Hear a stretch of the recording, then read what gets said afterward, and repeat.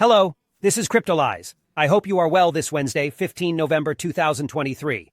We're meeting today to talk about AVAX, Avalanche's crypto. As usual, we will dissect this video into two parts. A fundamental part, we will come back to what Avalanche is, the role of AVAX in Avalanche. We will also talk about Avalanche 2, which is starting to show up.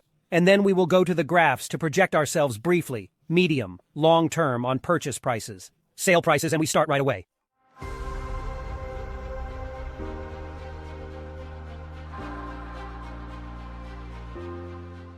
As a reminder, you always have the possibility of having free access to the educational course, which is a 60-hour training course worth €400, which allows you to learn blockchain, crypto, investment, technical analysis, trading, everything to become profitable.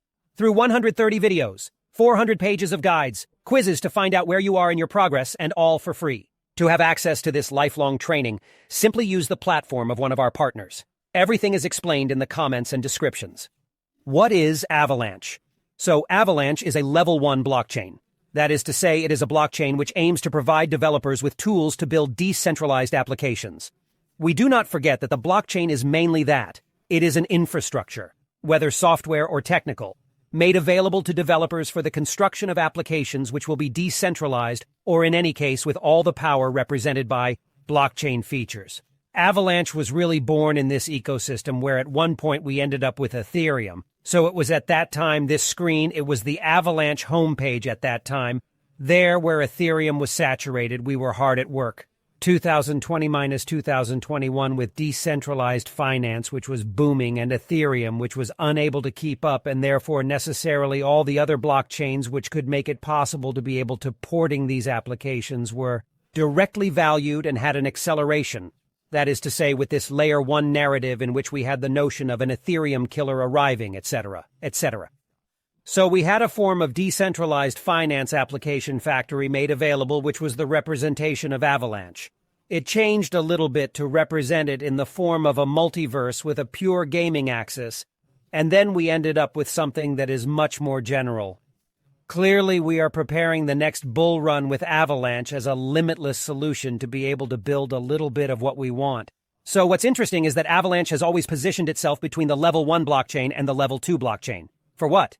Because they compare themselves. So with Bitcoin and Ethereum, well, I don't even understand why we tend to compare ourselves to these two, because they are really different technologies. And then we compare ourselves to Polkadot.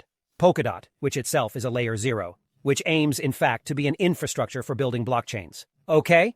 Which is totally different. And that's why Avalanche has always had, in fact, the dual role between layer 1 and layer 0. And we'll see it a little later in a few screens that indeed it's something which they began to develop. The advantage of Avalanche is that it is an ecosystem that is developed. We have a virtual machine, that is to say the functional block in which the lines of code are executed, which is very open and which allows in particular the execution of codes that are made on Solidity. So it allows rapid accessibility to decentralized applications for developers working on Ethereum. And alongside it, they launched the notion of subnets. So what are subnets? These are mini Avalanche networks whose main purpose is to be made available to large companies or institutions to be able to configure their own blockchain as they wish. And from the moment they have the subnets, they can define all the parameters related to that and know if it's private or public. So there is the possibility of being able to build absolutely what you want. This is a step towards the notion of layer 0. When we look a little bit at Polygon Matic, we have a little bit of this approach where we started with the supernet. It's a little bit different from the subnets, to then move towards the CDK. So which is the kit blockchain development? Is this something we'll see on Avalanche? I tend to think that yes, it will happen at some point. Besides, Avalanche has had some interesting partnerships in which they are instantiated with AWS and Google for the deployment of their validation note. Something which is rather classic. And next to it, we will find ourselves on a return of the incentive, which arrives with 50 million, which were released in July, to develop everything related to tokenization. We had an arc around gaming, which was very strong. So we see that they are working on absolutely everything they have worked on a notion of burning, because we are still at 50% dilution at the AVAX level, with releases arriving regularly. So we're always careful. I think the screen is from almost 30 days ago. So we must be close to 40 days for the next releases of Avalanche.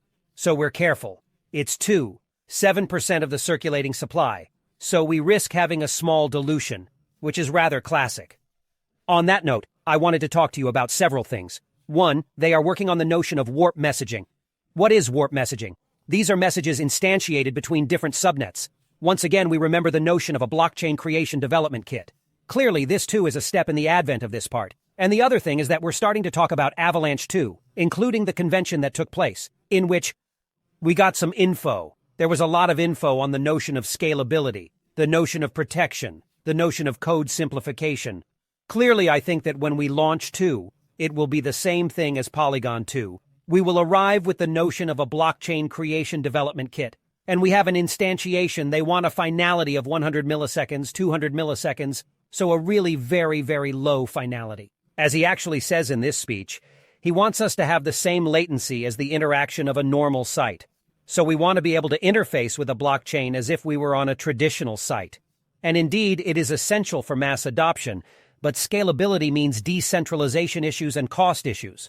So overall, there is all that to take into account, and it is always this notion of Trillium that we will have to protect.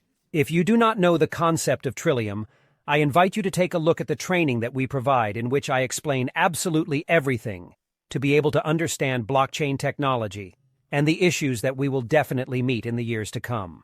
So, very interesting technical part, you will see that we have the classic diagram of an Ethereum killer, in which we have an accumulation phase. First, very strong acceleration, February 2021. What is this here? It is the advent of decentralized finance, saturation of Ethereum, lateralization throughout this period. Also very interesting because a lot of the killer terms at that time were being pushed, okay? On that, Avalanche already had a form of lethargy in which we had a breather with a profit-taking which was massive, and then a bearish breakout in which we had an accumulation, therefore distribution, accumulation, reaccumulation, bullish reacceleration, therefore classic technique in Wyckoff diagrams, to give us a massive distribution in BC, Arkansas, ST, and we are currently in sign of witness. Rather something simple in terms of structuring, in which we made an ATH at $147 for the AVAX, therefore a very nice ATH, and in which we find ourselves at the level of the sign of witness, where we are went to look for the bottom of the reaccumulation, notably with this dip which was carried out here. So Avalanche also had a certain number of problems, in which we had a lot of people who started to attack Avalanche and to attack AVAX in its nature, in what it is, in the financing. As a reminder, there was a whole campaign with a number of videos that had been distilled on how the market was manipulated by Avalanche, etc., in which we had to debunk that. So it was a year and a half ago, I think, so it was relatively far away. So we have Avalanche which suffered from that, despite the fact that technologically it is something that is still relatively solid. Technically, we find ourselves on the lowest joint on Celsius. Then we broke back down on FTX December to then go back above the level of FTX to resync, in particular with the joint break, which is located here. And it's actually a lot of trouble to start again because we actually did a double take of liquidity. We have SC, STB, and Spring. We really have a Wyckoff accumulation, which is rather classic, in which we have this acceleration with a huge candle of the last week. Very big candle at the level of AVAX, which made up for part of the underperformance they had with more than 50% acceleration, which was mainly linked to the renewal of communication. There are a certain number news that has arrived. And there we made an interesting short-term break of structure in which we broke this level again and went back above the SEC level. What I would like is to really break the $22. I think that the level of the $22 will be really important technically and fundamentally, because that means that we would precisely reverse this goal of the spring, and therefore we would really have the reacceleration signal.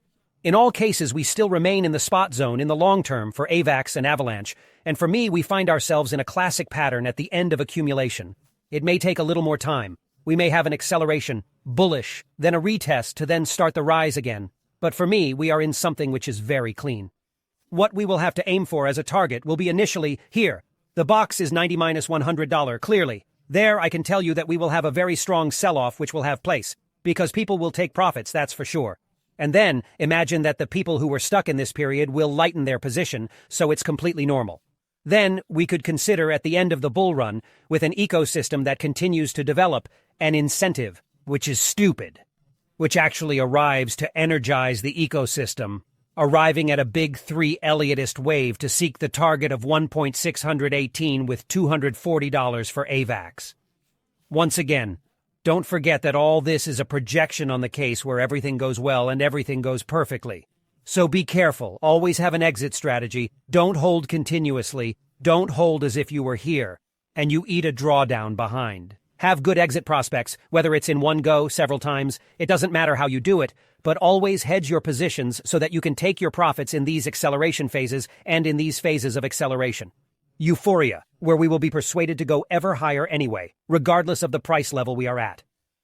I hope you liked this video. If so, don't forget to leave me a like and a comment. It always makes me very happy, and above all, it supports the work that I do every day.